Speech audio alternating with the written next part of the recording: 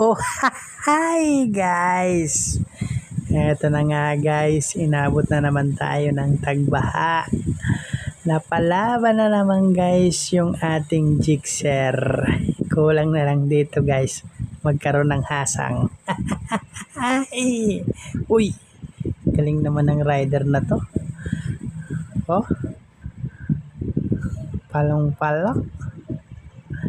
Ang lakas guys ng baha. Kapag ganito talaga nahihirapan tayo. Nagmamadali na nga, malilate pa.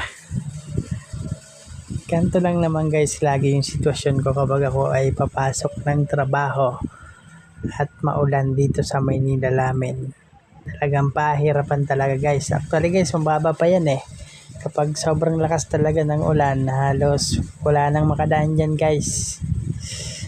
Yung malalakas na lang talaga ang loob. Pag namatayan ka talaga dito ng motor, ay, kawawa. Aray ko.